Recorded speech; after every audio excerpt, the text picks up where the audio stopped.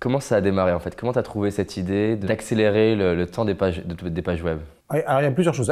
Avant de lancer Cedexis, donc j'avais déjà lancé d'autres boîtes pour d'autres, ou en tout cas participé au lancement d'autres boîtes pour d'autres. Et puis là, déjà, j'avais cette envie de dire, bon, j'en ai marre de le faire pour d'autres, j'aimerais bien le faire pour moi, parce qu'au bout d'un moment, quand tu lances des boîtes pour d'autres, à un moment, tu te retrouves avec un mec au-dessus de toi qui est le mec administratif qui va te menotter ou te mettre dans une case, et j'ai un peu de mal à être une case dans un tableau Excel. Donc, en fait, je bossais avant pour une boîte qui s'appelait Akamai. Quand je l'avais rejoint, le cours de l'action devait être à 0,52. Super boîte, super expérience. Un des fondateurs est mort c'est le premier qui est décédé dans les avions du 11 septembre. Donc, tu vois, la boîte avec une culture entreprise, un traumatisme important, et que tu vois que ça a créé une boîte assez soudée. Et l'idée, c'était de photocopier les contenus partout sur Internet pour essayer de ce qu'on appelle du caching, ce qui évitait quand tu vas taper www.lemonde.fr, d'aller sur un serveur central quand tu es au Japon, et donc de traverser tout l'Internet et de les mettre un petit peu en frontière. Donc du coup, tu gagnes du temps quand tu gagnes du temps, tu as plus de montée en charge, c'est-à-dire que tu peux avoir plus d'audience simultanée. Aujourd'hui, lancer une boîte sans utiliser ces solutions-là, c'est une ineptie. Pour comprendre, ta formation avant, c'était quoi? Alors moi, je suis autodidacte. Donc pour des raisons de famille, à 18 ans et un jour, au revoir. Donc j'ai quitté la maison. Donc tu passes le bac ou pas du tout? Je passe le bac. Okay. Je passe le bac. J'essaye de faire un BTS en alternance, mais comme c'est en alternance, assez vite, je me retrouve dans le milieu du travail et je trouve ça génial. Et donc du coup, les études, c'est un peu... C'est chiant. C'est un peu moins ça. Bon après, je sais pas si je dois le partager, mais je suis hyperactif médicalement. Et donc du coup, si ça va pas assez vite, j'ai besoin d'être alimenté en contenu. Si je suis pas alimenté en contenu, je m'emmerde et donc du coup je fais des conneries. Et donc ce côté espèce de spirale infernale à essayer d'aller toujours plus loin, plus vite, c'est comme ça que je fonctionne. En tout cas, c'est comme ça que j'ai réussi. T'es pas stimulé mentalement avec des choses à faire ou des projets ou des idées? Si ma to-do list elle est vide, je suis malheureux. Assez vite, donc je me mets au boulot et je travaille dans la transmission d'images par Numéris dans le secteur de la presse et du médical avec un boss extraordinaire, un mec qui s'appelait Alain Fage, qui a réussi à récupérer cette énergie et à me faire de la hotline, puis après du technico-commercial, puis après du commercial. Et puis après, cette boîte a été rachetée par une filiale de France Télécom. Donc toi, t'as pas de diplôme et ils te repèrent, ils se disent, là, j'ai trouvé j'étais en alternance, tu vois, donc trouvé un jeune qui a de l'énergie, je vais lui donner plein de choses à faire. Voilà. Et donc, tu vois, sur des Mac SE30, je sais pas si tu vois, c'est les cubes. Il fallait que je rentre des bases de données sur une base de données qui s'appelait 4D ou 3D, 4D. Un cauchemar. C'était horrible. Mais bon, on s'est bien éclaté. Puis à un moment, il fallait faire les salons. Donc j'avais ma petite R19 Bordeaux et je faisais, je sais plus, 170 jours de salon par an à faire tous les salons en montrant les photos des hommes politiques qui passent toujours sur les salons et le fait que cette photo, elle a été prise par un journaliste, elle a été transmise par Numéris, que le journal, à l'époque, c'était Info Matin, l'Express ou des gens comme ça. On prenait la une et puis on montrait le circuit de la photo. Et donc je faisais ça pendant des années, ce qui développe ta capacité d'adaptation, parce que sur un salon, ça marche jamais comme il faut. Numéris, c'était quand même pas super stable. Et puis cette boîte a été donc rachetée par une filiale de France Télécom qui s'appelait VTCom, qui faisait du Minitel. Donc toi, tu arrives avec des images haute définition dans le monde du Minitel.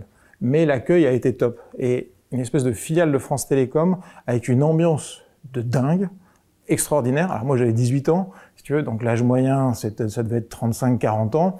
Donc du coup, tu sympathises avec les stagiaires, tu sympathises avec, tu vois, et tu te crées un écosystème comme ça qui était hyper cool. Et donc j'ai la chance de pouvoir partir à France Télécom New York, donc 16 mois. Enfin, j'avais signé pour 28 mois. Et pour faire des FUSAC, repérer les bonnes idées américaines, faire des rapports, les envoyer en France, faire des veilles. Pour rentrer à France Télécom New York, soit t'es Polytechnique ou HEC. Donc moi, en tant que bachelor, enfin, avec mon petit bac, déjà, c'était parce que j'avais déjà bien bossé et que du coup, c'était un peu une première récompense de pouvoir partir à France Télécom New York. Donc on fait ça pendant 16 mois. Pas facile, parce que j'ai toujours aimé être un centre de profit et j'ai rarement apprécié être un centre de coût. Et donc là, tu fais de la veille, donc tu dépenses de l'argent, donc t'as pas quel argent tu fais rentrer. Donc ça, c'était assez curieux psychologiquement. Donc tu te dis, tiens, dans ma case, il faut que je sois dans une orientation où il faut que je ramène du pognon, quoi. C'est important dans mon ADN. Et puis, au bout de 16 mois, j'ai un coup de fil de Olivier Tcherniak, l'ancien directeur de la com de France Télécom, qui était du coup devenu patron de VTCom, qui avait entre-temps changé de nom, qui s'appelait France Télécom Hébergement. Donc conception, création et hébergement de site internet. Et il m'appelle et il me dit, Julien, est-ce que tu aimes le foot? Alors je lui dis, alors pas du tout. Il me dit, super, donc j'ai un super job pour toi, tu vas prendre la direction de projet de France 98. Et je dis, mais Olivier, je n'aime pas le foot. Il dit, ben justement, parce qu'il faudra bosser pendant les matchs, donc au moins je suis sûr que tu bosseras et que tu regarderas pas les matchs. Et donc du coup, mes 28 mois sont réduits à 16 mois. Je suis rentré, et puis comme il y avait EDS, Sybase, HP et France Télécom, et donc il y avait les premières plateformes où il y avait 3 centres serveurs aux US, 1 en Europe, et donc je commence à travailler là-dessus depuis les US, et puis après je rentre pour m'occuper de la partie Minitel, web et vidéo dans les centres de presse. Et ce qui était drôle, c'est que tu vois, les débuts de Cedexis, c'est presque là où c'est né, puisqu'en fait il y avait 3 plateformes. Et à un moment, les 3 plateformes américaines tombent en panne, donc toute l'audience se déverse sur la plateforme française, tout part dans le rouge, tu as des serveurs qui commencent à prendre feu, enfin un truc qui arrive jamais, toi, soit ils tombent, ils prennent pas feu. Enfin tu vois, c'est des trucs, le truc qui commence à fumer, et toi t'es dans le centre de serveur avec des portes qui s'aimantent. Il t'arrive des trucs de dingue, on gagne la Coupe du Monde, donc super. Je me retrouve avec... Peut-être tu as vécu la Coupe du Monde face au serveur. Face au serveur. Moi, je t'avouerais que j'ai quand même regardé un peu quelques matchs, hein, je dois pas le dire, mais maintenant il y a prescription. Et donc voilà, donc du coup, voilà, la Coupe du Monde se passe. Je me retrouve avec la casquette, ce qu'on appelait événementiel et projet. Devant l'audience, c'est difficile, mais on appelait ça les projets casse-couilles. C'est-à-dire dès que c'était un peu merdeux, où il fallait vraiment carte blanche. Et donc du coup, j'ai travaillé là-dessus jusqu'au moment où il y a eu la bulle. Et où là, il y a eu une énorme réorg chez France Télécom, et là, c'était plus drôle du tout. Et comme j'aime bien me marrer, j'ai quitté France Télécom, France Télécom Hébergement, et j'ai rejoint une start-up qui s'appelait Langage Virtuel. Et puis on a travaillé sur des vidéos synchronisées avec des slides. Donc une interview comme aujourd'hui, si jamais j'avais voulu mettre des PowerPoint derrière et les synchroniser, alors aujourd'hui ça serait facile, mais en 99-2000, c'était nettement plus compliqué. On vend la boîte à Genesis Conferencing, audioconférence, visioconférence, webconférence. Et puis, comme ce que j'ai appris depuis, parce que depuis Cedexis, je suis reparti à l'école, 85% des acquisitions se terminent en perte totale de valeur. Et ben là, on était en plein dedans. C'est-à-dire que la greffe prend pas, la culture d'entreprise prend pas. Du coup, tu as dit que 85% des acquisitions d'entreprise, au final, ça marche pas, quoi. Ce que j'ai appris à l'école. En tout cas, ce que je constate, c'est quand c'est mal préparé, en tout cas. Au niveau de l'acquéreur, s'il n'y a rien de prévu, achetez pas. Vous allez faire des malheureux. Alors peut-être qu'il y en a quelques-uns qui vont faire du pognon, mais si les entrepreneurs bossaient que pour le pognon, ça se saurait.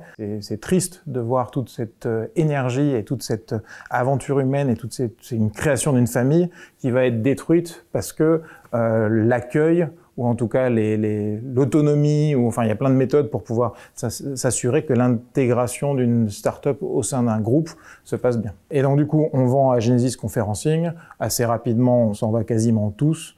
Et là, je suis appelé par Akamai, donc prestataire américain, le fameux qui a eu son cours de bourse qui était tout en bas.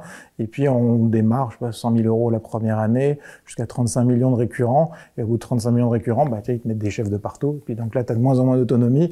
Et donc du coup, je me dis, bon allez, maintenant on va se lancer pour de bon. Et c'était lié à une idée. Je vais faire un petit clin d'œil à ma femme, mais on était en train de fêter notre anniversaire de mariage à Cabourg. Faut mettre les petits plats dans les grands quand même, hein, c'est un anniversaire de mariage. Puis comme un gros goujat, qu'est-ce que je fais ? Je regarde mes mails et qu'est-ce que je vois ? J'ai un message de l'ancien directeur technique de Dailymotion, qui était mon nouveau client, mon plus gros client, et qui me dit « Julien, je suis chez Free, ça marche pas. » Je dis « Ah !» Donc déjà, normalement, il y a un support pour ça. Donc c'est que tu as déjà appelé le support et que si tu m'appelles, c'est qu'il y a déjà un truc. Et là, Cedexis existe ? Non. Là, c'est vers la fin d'Akamai. Ah, ok. Je lis ce mail-là, je me connecte, moi je suis sur Orange, je tape dailymotion.com, ça fonctionne. Donc j'appelle Akamai en tant qu'Akamai en disant « Les mecs, qu'est-ce qui se passe chez Free ? Tout va bien. » Et tout va bien, il n'y avait pas de souci là-dessus. Mais le directeur technique de Dailymotion, il sait ce qu'il fait. Enfin, c'est un vrai pro, le mec est très bon. Donc je me dis que s'il voit vraiment le problème, c'est qu'il y a vraiment quelque chose. Donc je me dis comment est-ce que je peux l'aider et aider aussi mon employeur à avoir une vraie vue utilisateur temps réel de la perception du site depuis tous les réseaux en temps réel. Et donc je me dis, si j'arrive à transformer ces utilisateurs en sonde de monitoring, c'est-à-dire en déployant ce qu'on appelle un JavaScript, une petite ligne de code, donc tu tapais www.lemonde.fr, entrée, la page s'affiche, et pendant que tu étais en train de lire, le petit JavaScript, l'objectif c'était de tester, depuis le poste de l'utilisateur, les performances, le débit, la dispo de différents CDN. Donc. En gros, pour faire simple, au lieu d'avoir un site qui lui teste un autre site internet, là tu as les datas et l'information qui provient des utilisateurs eux-mêmes pour savoir, tiens, ça a donné ça en fait chez tant d'utilisateurs. C'est ça. En fait, dans le mode de fonctionnement habituel, c'est un data center qui teste un autre data center. C'est-à-dire que tu mets une sonde, un serveur qui dit toutes les 5 minutes, je vais aller taper dailymotion.com. Or, ça, c'est pas une vue internaute. Surtout quand tu commences à travailler avec des gens qui font de la réplication, ils sont notés là-dessus. Donc, ils savent détecter ces sondes-là et ils vont allez, ils vont les chouchouter. Et entre ces sondes-là et la vraie vue utilisateur, il y a un monde énorme. Et donc, si on veut arriver à avoir cette perfection, c'est d'arriver à s'appuyer sur les utilisateurs eux-mêmes. Et donc, je commence à réfléchir à ce truc-là, et puis il y a une espèce d'alchimie qui se passe dans ma tête à ce moment-là, mais vraiment, tu es comme des bouffées de chaleur. Tu te dis, putain, mais si je fais ça, plus le mail que je viens de lire, plus la discussion que j'ai eue la dernière fois, plus ce truc-là, tout ça, et je me dis, mais en fait, je le tiens le truc. Enfin, j'ai une façon, parce que montrer le problème c'est sympa, mais le résoudre, c'est là où je m'éclate. C'est-à-dire que montrer le problème, ok, super, j'étais en panne, merci. Bon, t'amènes les mauvaises nouvelles. Alors que si tu dis, bah voilà, c'était implanté, mais je vous ai sauvé la vie, et voilà comment j'ai fait. Là, tu te dis, c'est quand même une approche qui est quand même beaucoup plus customer friendly, et puis tu résous des problèmes. T'es pas là pour présenter des problèmes. Je laisse passer un peu de temps, je mûris le truc, et puis à un moment, je me retrouve face à encore des situations un peu similaires et j'appelle Marty Kagan, donc qui était l'ancien VP Engineering en charge de la R&D des dépôts de brevets d'Akamai. Et on avait bossé ensemble pendant 3 ans. Et je lui dis, voilà l'idée, si tu es capable de le construire, moi je pense que je suis capable de le vendre. Ok, la discussion franchement prend 4 minutes. Bonjour, comment vont les enfants? Tiens, j'ai cette idée-là, si t'en penses, voilà. Le lendemain, il me rappelle, il me fait, j'ai démissionné. Et donc là, tu te dis, qu'est-ce qui te motive à passer le pas? Le mec, il a démissionné, il est père de 2 enfants, donc on y va, quoi. Et donc, du coup, c'était parti. Et donc, j'ai dit, putain, t'as été chaud, quand même. Et donc, du coup, on a fait le grand saut.